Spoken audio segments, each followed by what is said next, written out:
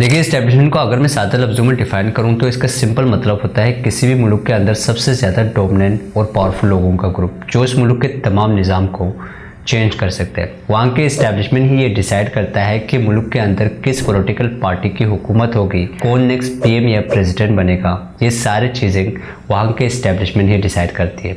अब किसी भी मुल्क के अंदर इस्टेब्लिशमेंट होती क्यों है, वहाँ ज़रूरत क्यों पड़ती है और पाकिस्तान की इस्टेब्लिशमेंट बाकी पूरी दुनिया की इस्टेब्लिशमेंट से सबसे ज़्यादा पावरफुल क्यों है, ये सारी चीज़ें जानेंगे आज की इस वीडियो में।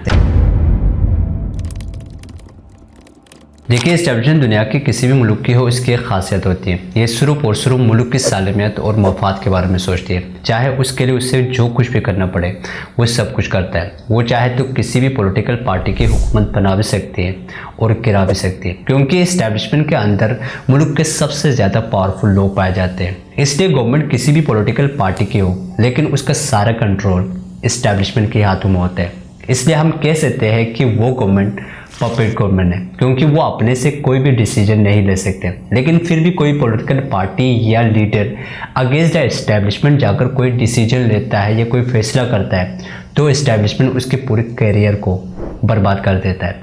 अब सोचने की बात यह है कि इस्टेब्लिशमेंट के अंदर काम करने वाले लोग इतने ज़्यादा पावरफुल होते हैं तो उनके सोर्स ऑफ पावर क्या है। तो देखिए, 4 मेन चीज़ें या तरीके हैं जिस वजह से इस्टेब्लिशमेंट के ये लोग पावरफुल बनते हैं। इनमें सबसे पहले नंबर पर आते हैं पैसा, दूसरा पावर, थर्ड है वेपन और चौथा रिलीजियस लीडर या इन्फ्लुएंसर। यही 4 चीज़ें हैं जिसके ज़रिए इस्टेब्लिशमेंट के लोग एक पूरे निज़ाम को कंट्रोल करती है।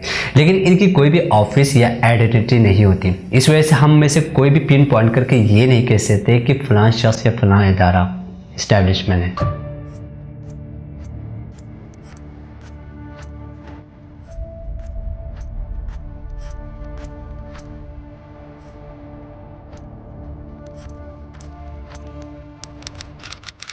अब तक हमने जितनी भी बातें की वो ओवरऑल इस्टेब्लिशमेंट के बारे में थी। अब अगर हम पाकिस्तान इस्टेब्लिशमेंट के बारे में बात करें तो बहुत सारे लोगों का ये मिसकॉन्सेप्शन है कि पाकिस्तान इस्टेब्लिशमेंट मतलब पाकिस्तान आर्मी, जो कि बिल्कुल गलत है। पाकिस्तान इस्टेब्लिशमेंट भी दुनिया के बाकी इस्टेब्लिशमेंट की तरह एक ग्रुप है जिसके अंदर पाकिस्तान आर्मी, इंटेलिजेंस, पाकिस्तान के टॉप पॉलिटिशियन, ब्यूरोक्रेट, बिजनेसमैन और मीडिया हाउसेस के मालिक मिल के पाकिस्तान इस्टेब्लिशमेंट बनाते हैं और यही लोग पूरे पाकिस्तान के निज़ाम और कानून को डिसाइड करते हैं। अब जिस तरह एक क्रिकेट टीम के अंदर कैप्टन होता है जो पूरी टीम को लीड करता है, सेम इसी तरह इस्टेब्लिशमेंट को लीड करता है पाकिस्तान आर्मी। यही वजह है पाकिस्तान इस्टेब्लिशमेंट में पाकिस्तान आर्मी का सबसे ज़्यादा इन्फ्लुएंस देखने को मिलती है। अब पाकिस्तान आर्मी और इंटेलिजेंस ही पाकिस्तान इस्टेब्लिशमेंट को क्यों लीड करता है, इसके पीछे वजह है पाकिस्तान की लोकेशन।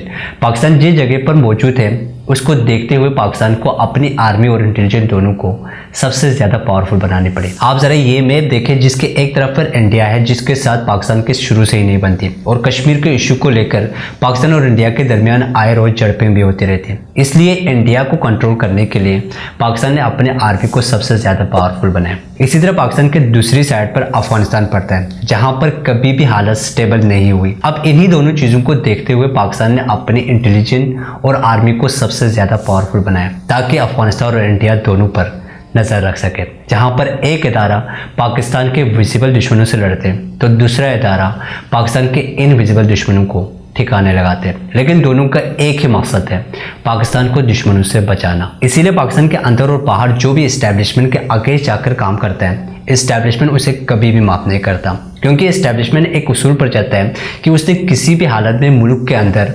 मुलाजिम और मॉडर्निज्म को बैलेंस रखना है। अब ज़रा आप खुद सोचें, अगर पाकिस्तान के अंदर इस्टेब्लिशमेंट हो ही ना और पूरा निज़ाम हमारे पॉलिटिशियन और मजहबी रहनुमा संभालने लग जाए तो पाकिस्तान का निज़ाम किस तरह के होंगे।